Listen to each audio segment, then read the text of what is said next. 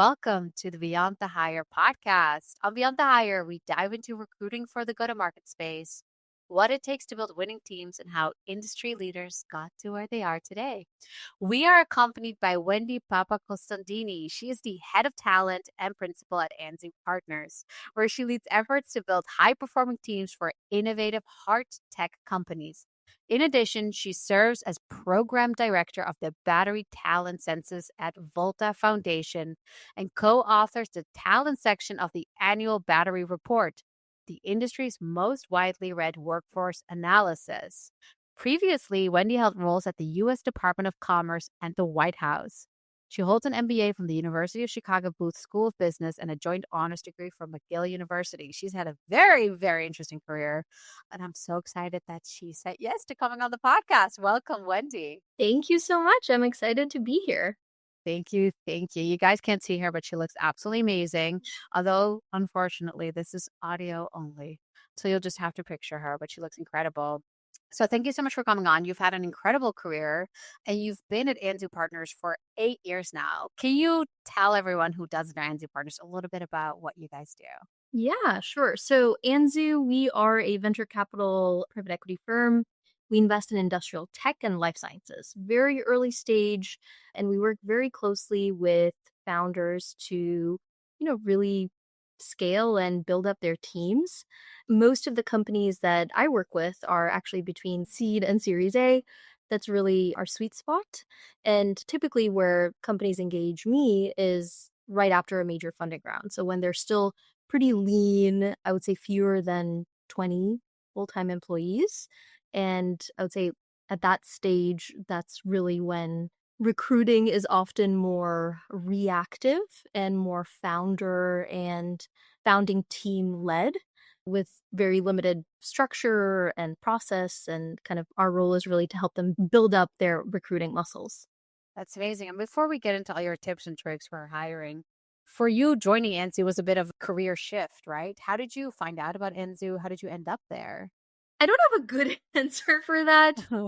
I kind of stumbled onto the opportunity. I feel like my entire life I've been just kind of like stumbling everywhere. After the administration, I just didn't have next steps. And somebody who's kind of like a mentor to me mentioned that his friend was opening a VC firm. I didn't even know what VC was. And I was too embarrassed to ask. So I was like, whatever, I don't care. It's a job. And, if I wanted to join, and it was one of the best decisions of my life. I had never thought I would be in the space. I was never into anything like this. I was really kind of a politics girl, public policy. So it really turned out for the best. I loved it. Obviously, I've stayed for almost 9 years now. So it's been quite the ride. Wow. Okay, wait. I love this. That's so different from I feel like most people that we talk to. You didn't even know what VC was. I was too afraid to ask, but this is pre-chat GPT. So you can just type it in and be like, tell me everything I need to know to sound like I know what I'm talking about. This was pre-chat GPT, so I probably took like at least 3-4 months before I realized where I was and what I was doing. Oh, wow. They really liked you. That's amazing. That's amazing. So how long before you really were like, okay, I understand this world. I know what I'm talking about. The whole process, I think, is pretty messy, especially when you're going into Anzu's the first kind of real company that I've worked in. Prior to that, I was in government, which is just a whole different world. So really, it was my first everything. Like I've never had a job like this. And Anzu also is, when I started, it was very much kind of like a startup. We were raising our first fund. We had one office, a handful of folks. Things were not really defined. There was not a lot of process. So it was a lot of kind of feeling in the dark and learning and growing as you're making mistakes and kind of feeling everything out. So lots of learning. That's amazing. And I'm making an assumption here, but had you ever done hiring before joining Anzu? No, it was all very organic, I think. The type of role that I started and type of role that I ended in, I think it wasn't in my playbook at all. Previously at the White House, I worked on the White House internship program. So in some regards, that was a little bit on the HR side. But generally, this was the first role of its kind that I've worked in. It just kind of happened. I started joining in on interviews. I started figuring out that I'm really good at sourcing. I had never sourced before. I never even had used LinkedIn really before joining Anzu. I love this. It's such a good I feel like so many of the companies we work with, and I'm sure you know this too, right? They want people who come with experience or have done exactly what they're supposed to do before in the exact same industry. And I understand it because it shortens ramp time and it makes a lot of people's lives easier. But you being incredible, obviously, having been there for as long as you have, were able to find what you were good at the company. And I feel like that doesn't happen that much anymore. I'm not sure. What do you think? I also think this is true for recruiting, but I think this is true for really any part of a company or any part of life. If you care enough about something, you'll likely have a good outcome. In cooking, if you care enough to find the best ingredients, to really research the best recipe, to make sure you have the right tools, to keep checking in on the oven that the thing doesn't burn, you'll likely have a good dessert or whatever you're making.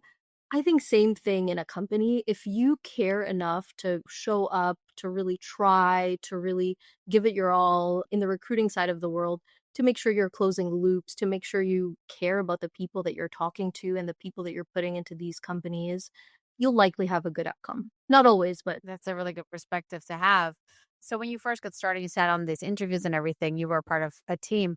When you took over the role that you have today, how long ago is that? How long have you been on this side of the business? How long have you been head of talent? on the talent side of things, it's probably been about 6 years, I would say, that I've been in this role.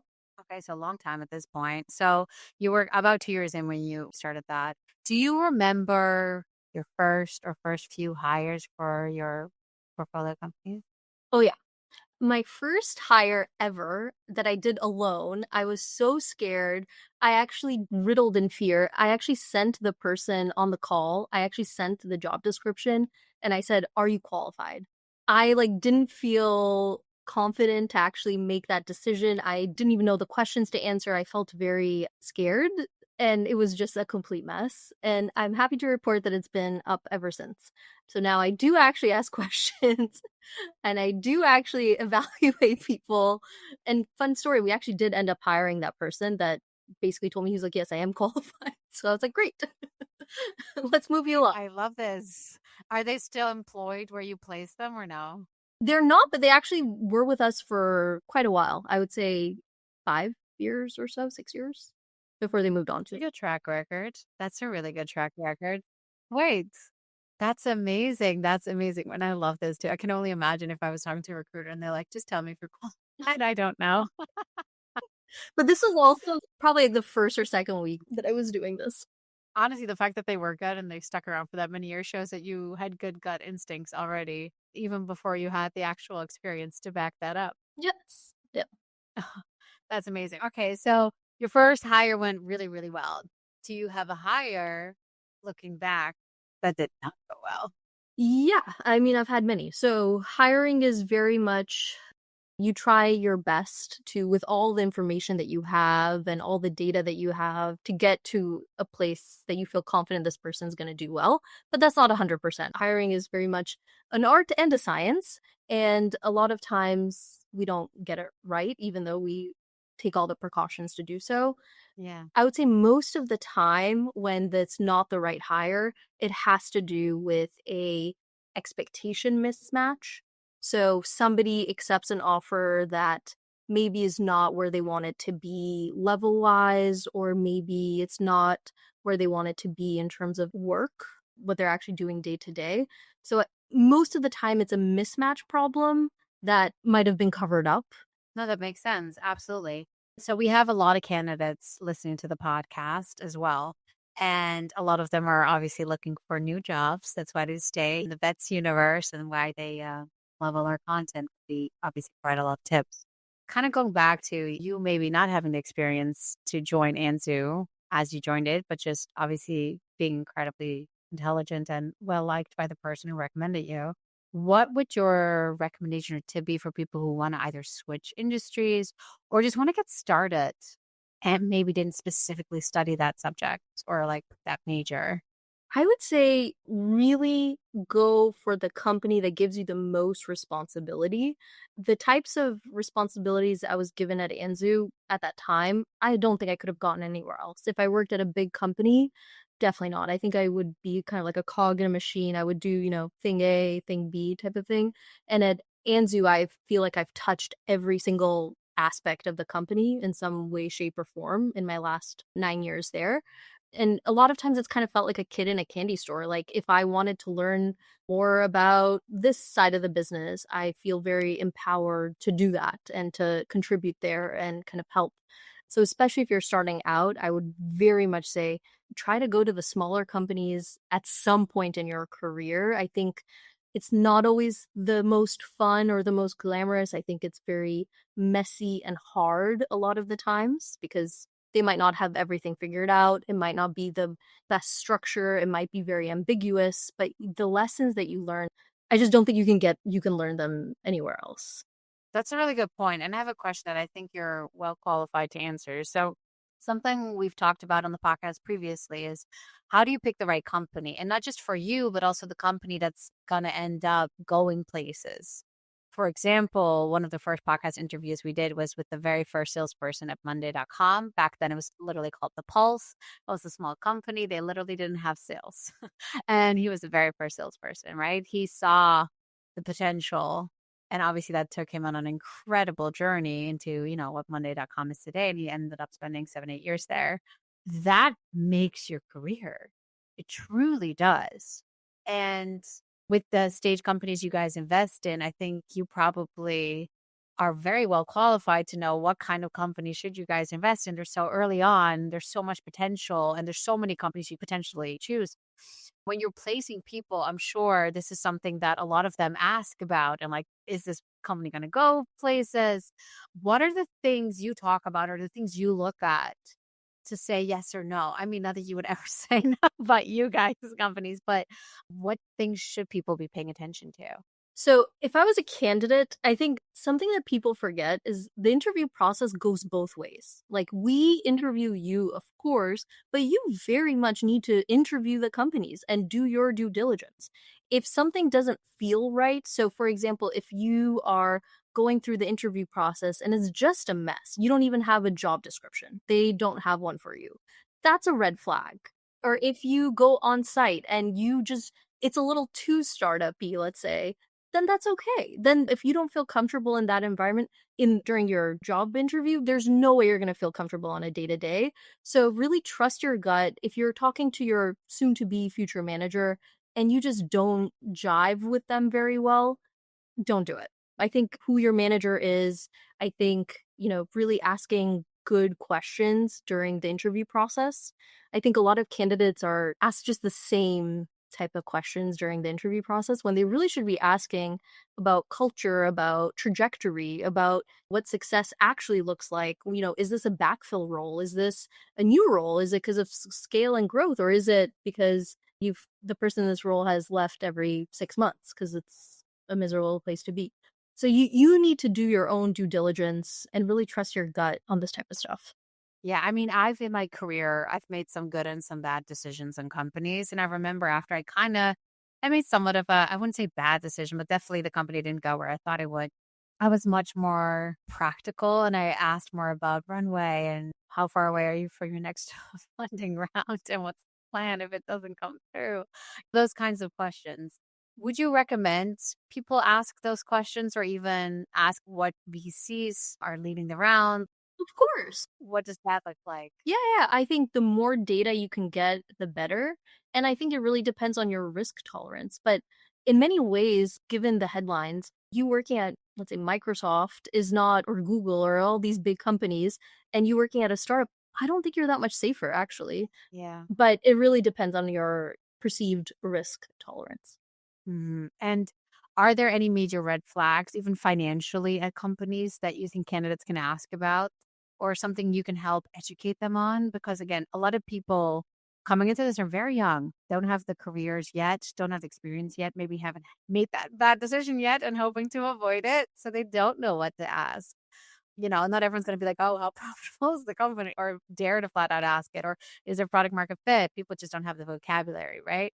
Well, how can we educate them on what questions to ask or what to look out for besides just gut instinct, of course, which just not everyone has in the same way. I would say definitely asking about runway is very helpful. Also making sure that you're being paid somewhat market. So if they're completely off the mark, and you can do that, you don't need to be a recruiter to kind of have that data. Now with ChatGPT and Glassdoor and Google, you can really empower yourself with that data. And now actually, because of the laws, most companies post Transparently, their salaries, right? Yeah. salary ranges on their job descriptions.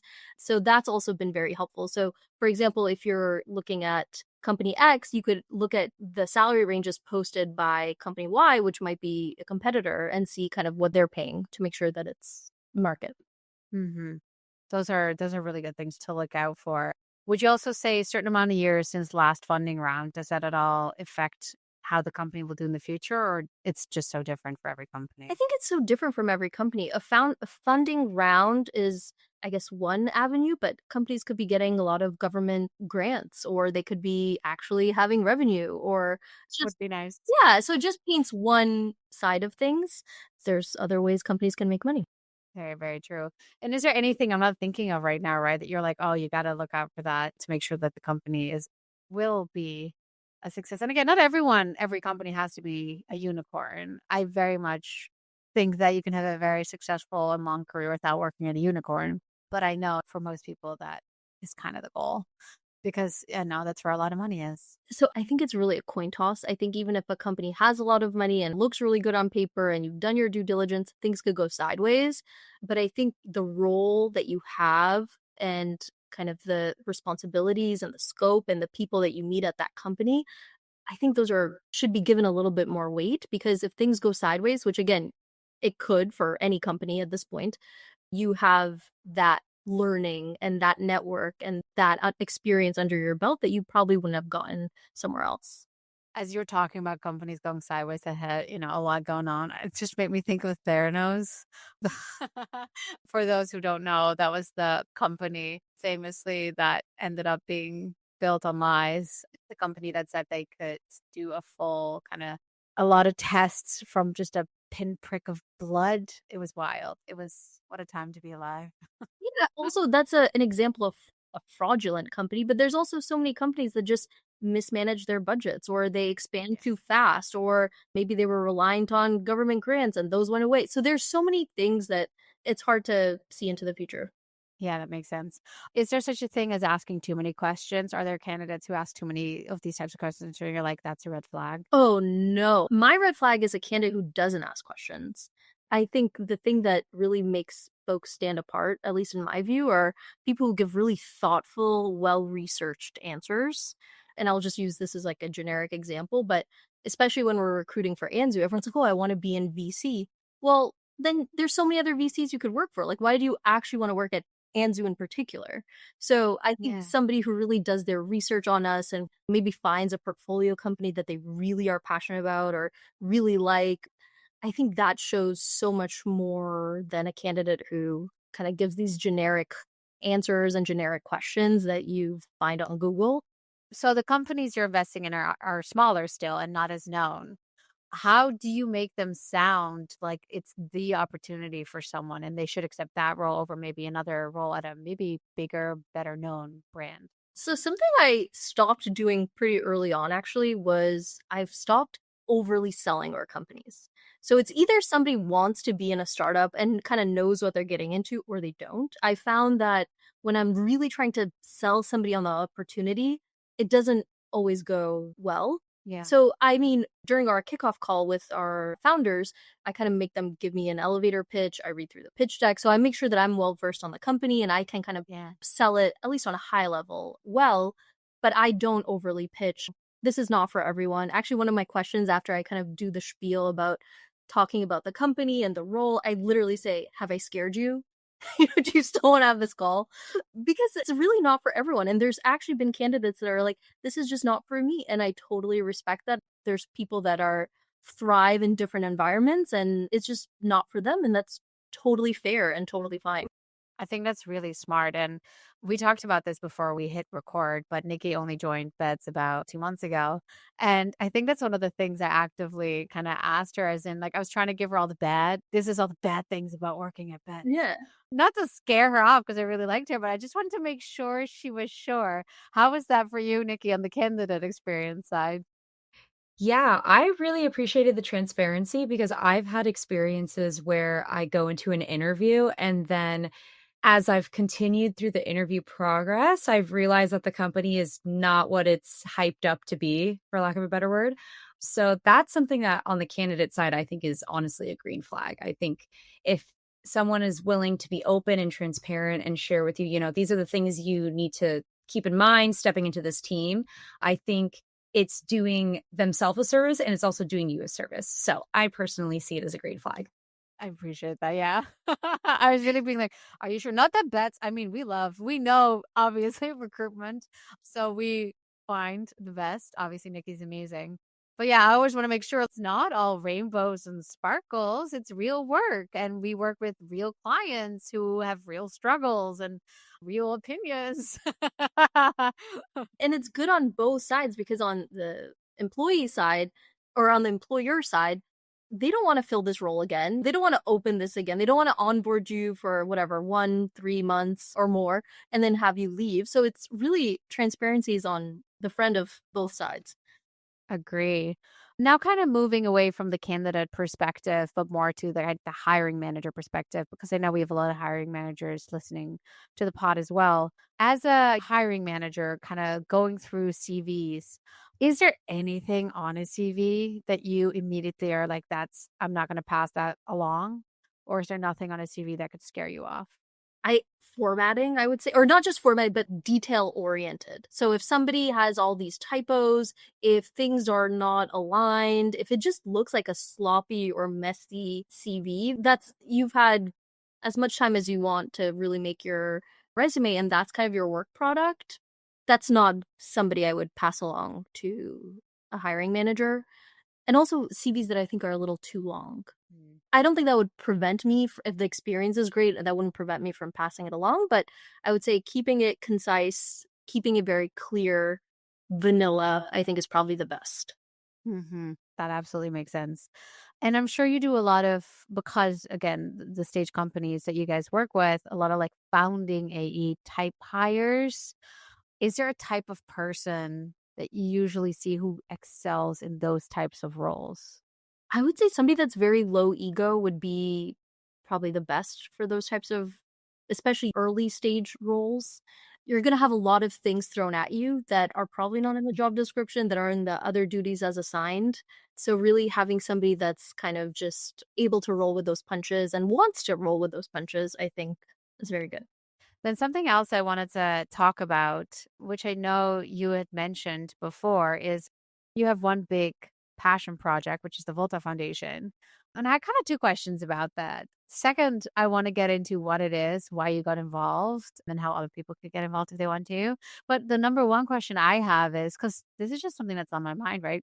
As an employee of the company, how do you bring up wanting to do a passion project like that to your boss or to the company that you're employed with? If there's something you want to do on the side or you're already involved with, and not make it sound like you're one foot out the door. Oh, so Anzu, I'm very lucky. They're very supportive of these types of things. I think a lot of us at the company have various passion projects and things that we work on. I think just being open and transparent. I also think as long as you're performing well, you're doing what you need to do. Obviously, you're not doing this on company time and you make that clear. Most managers wouldn't have a problem with it. That's a good answer. Okay, so maybe if we talk about how you got involved with Volta Foundation, I can go more into detail as to like how do you bring it up, because I'm sure these kind of opportunities you said stuff kind of finds you, which I love. How did you find the Volta Foundation? Yes. So I have a lot of conversations with, I think, really cool, interesting people working on very exciting things. So I feel very lucky that that's part of my job. And a whole host of our companies are actually in the battery space. So I've been actually talking to a lot of battery folks. I kept seeing the this name Volta come up. A lot of people were involved in it. I didn't really understand what it was. It's really just like I think the largest network of battery professionals out there. It's a nonprofit, and I think they have 75,000 or more folks in the industry that are a part of this organization. Wow. And it's just so inspiring because these are people do a lot of work for this organization, and it's really just to move the industry forward. None of us are getting paychecks. There's no hidden agenda. There's no anything. We have meetings on weekends. We have meetings at 9 p.m. Eastern time for various programs that we put out. So it's been really inspiring kind of working with these folks that should be sleeping or should be doing something to enjoy their day after work. And they're, sitting on a Zoom doing a battery report or working on some program. It's been a really nice community and something that I've found very fulfilling. The Volta Foundation was co-founded by Yen T. Ye, who Yes. currently serves as its executive director. He's a battery scientist with a background in material science from MIT. Very smart man. Before establishing the foundation, he gained experience working at companies like Apple and Enovix, focusing on battery research and development. And he founded the foundation in 2019 to support the rapidly growing battery industry by providing a platform for professionals and companies to collaborate, innovate, and advocate for advancements in battery technology. I can't remember that, but I can try to paraphrase it if you'd like me to. I love it. Wait, so do you know him? Yeah, I work with Yen all the time. I just didn't know that he started it, to be honest with you. That's amazing. Now you can be like, so you started this. That's pretty cool. And actually, fun fact, Yen was in one of our portfolio companies. We'll take. Oh, I didn't know that. Wait, that's so cool. Yeah. So is he the one who officially brought you in to the Volta Foundation or no? Actually, somebody at Anzu, one of our investment directors, Josh Stilling, he was involved in Volta, and he actually brought me on to work on the talent section of the battery report, which is basically this. It happens every year. It's an open source, like 300 plus slide report that is meant to just be by the industry for the industry. What happened in 2024? What happened in 2025 in batteries? It's so interesting because I never really think twice about batteries, truly. They're just there. Well, it's a big deal. So the United States needs to get to 300,000 plus folks by 2030. That's in 5 years. So it's really been very interesting kind of working with the Volta Foundation at this time and really trying to help get to that. On my side, everybody talks about the talent gap in the battery industries. Yeah. But you can't really fix what you can't measure, and we don't really have a solid baseline. So we don't really know what the workforce looks like today. What's the sentiment? So that's really been my focus over the last year and a half, kind of building that data foundation that helps us understand who's in the space, why are they coming, why are they going, where are the gaps, and how we can better grow the next generation of battery talent. That is really interesting, actually, because I know a lot of people currently are looking for jobs or recent graduates, and all the jobs are going to be taken by AI. But turns out in battery, there's a lot of talent needed. What are the types of people who go after these kind of gigs, or where you source talent from? And everyone listening who's like, wait, I love batteries. I love batteries. That's right for me. How would you even go about switching to that industry? So a big push in the industry is on the micro-credential side. So if somebody's an adjacent industry, so something like semis or automotive or chemical manufacturing, hopefully with micro-credentials, people can go in and out of the industry just a little bit more easily. Mm-hmm. But even software. So a lot of people don't realize that if you're a software person, there's a lot of jobs in the battery industry on the software side. So on marketing, sales, those are all really, especially now that kind of the R&D has happened for the most part, it's a lot of execution roles, everything from either building the business to actually helping manufacture, being on the ground floor, scaling the process as opposed to kind of just innovating.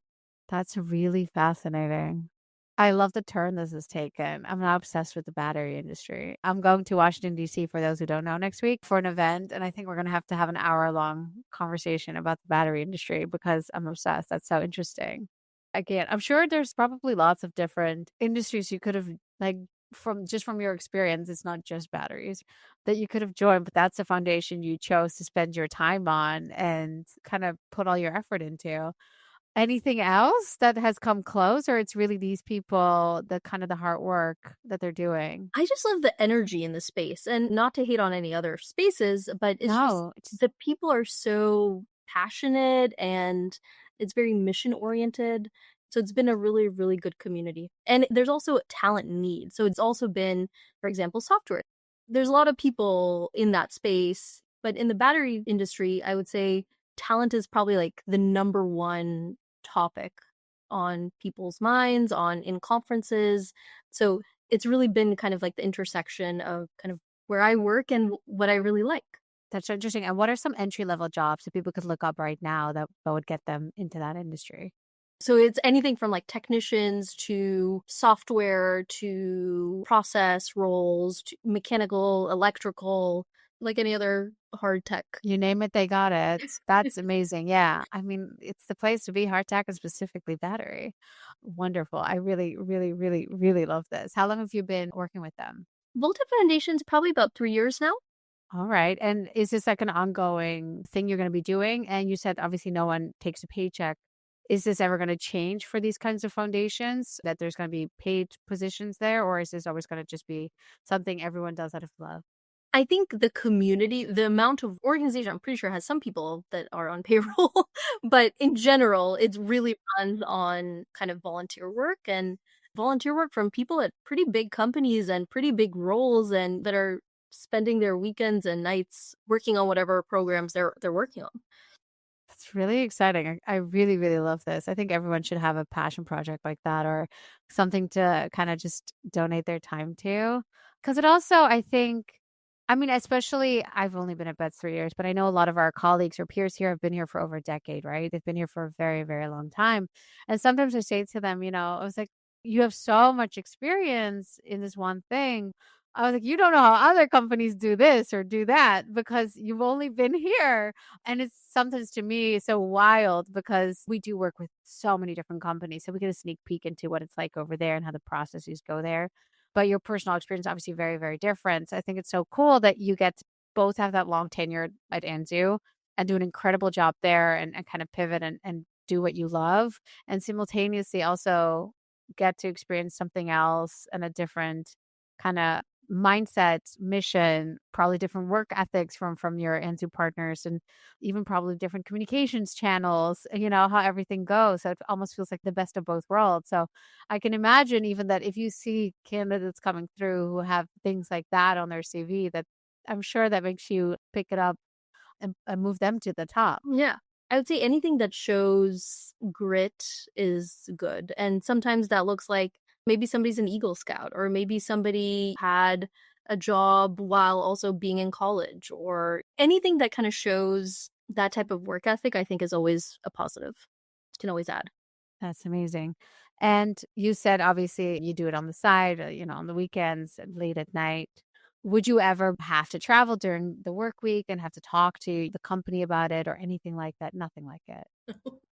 No, it's more like computer work. It's more behind the screen type of stuff.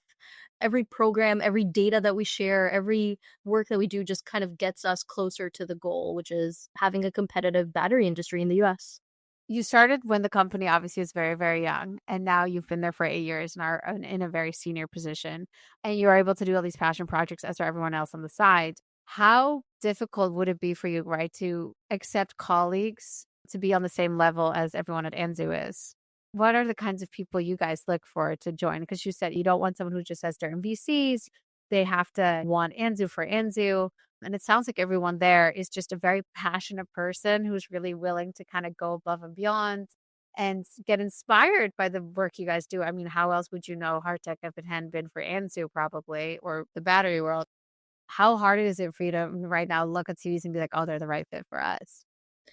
So At Anzu, I would say we really look for experts in the areas that we play in. So the types of companies that we invest in are just very technical. So we look for folks that are comfortable really diligencing these types of technologies, getting really in the weeds with founders, and really supporting on the back end after we invest. So I think Anzu is a little bit different than most VC firms when we're not just kind of throwing money at companies and running away. So you're not just diligencing or sourcing or going to conferences, maybe attending a board meeting here or there. We are so hands-on. We are really kind of like partners with our founders. We don't invest in a trillion companies. We invest in a few companies that we really believe in, and we really pour our resources, our time, energy into them. So I guess to answer your question, somebody that wants to kind of have the best of both worlds, I would say, the VC side where you are funding companies, you're talking to founders. In many ways, you're also boots on the ground at the startups as well. That sounds like a dream, I'm sure. Anyone who hears this podcast, and maybe some people are listening because they want to be a part of Anzu, should they slide into your DMs or, how should they reach out to you? I'm absolutely happy to talk to anybody, especially in VC world. I think it's very much a relationship game and kind of a long-term relationship game. There's been many, many folks that we've talked to for roles, let's say 3 years ago, that have not been a fit, but we've reached out more recently and they have been a fit either for Anzu or any of our portfolio companies. So definitely always happy to have conversations. You can find me on LinkedIn. I was like, give her a follow.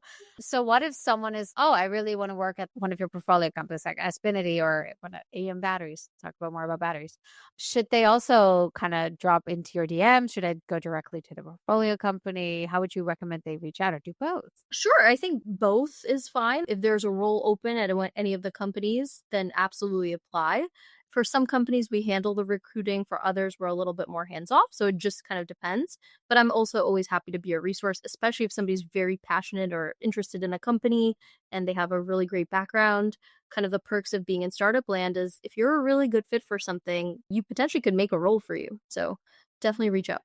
I like that a lot. I like that a lot. And also, like something we say a lot is your network is your net worth. So make sure you network with the right people.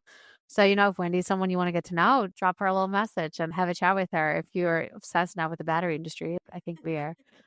Go take Wendy out for a coffee in DC. So I have a few more questions and I know we're pretty much out of time. So I'm gonna make it really quick. We're literally out of time. I talk too much. Do you remember your absolute best hire that you've made for one of your portfolio companies? Oh, I can't pick. It's like picking between like children. Like which one's your favorite? I can't pick. There's been so many. There's been so many. A recent, or maybe even like you can't also pick portfolio companies because that's equally as bad. But is there, for example, one department hiring is super fun for like within the company, right? I mean, it really depends on the companies. So there's definitely some companies that are just easier to recruit for than others. And that's like a mixture of brand, I would say, a little bit, and also how exciting the company is. So some companies have a little bit more traction and media attention, and it's a little funner to recruit for them. And other companies, they might not get a lot of organic applicants. So you really have to kind of like hand source and try to find the right person at the right time. Well, it also depends on your situation, right? So if you don't really have a dedicated head of talent type role in your company and the role is pretty critical to your milestones, I would definitely hand that over to a recruiter. A lot of times, especially in the beginning, I think founders hire the best person that they know, which is not the same as the best person for that job. So if you're looking for a head of sales, your buddy in college that's in sales sells maybe accounting software to God knows who, that is probably not the number one head of sales at your hardware company. But a lot of times, they don't want to pay recruiter fees. Again, they're hiring who they know, not necessarily who's the best person for the job. So especially the more critical hires, especially when your company is still being built, I think invest in those hires. I think that's perfect. And I want to end it on that because I thought that was so, so clever because the best person might not actually be the best person for the job, which I think is so, so true. Because a lot of people say, I use my network. I have a great network, but your network is only your network. And sometimes you do need to move beyond that, beyond the hire. Thank you so much, Wendy, for answering all my questions. I really appreciated that. And this was great. I've learned a lot about a lot of topics that I didn't know I wanted to learn more about. And now I do. So this was incredibly enjoyable. Thank you, Wendy. Thank you so much. Thank you for having me.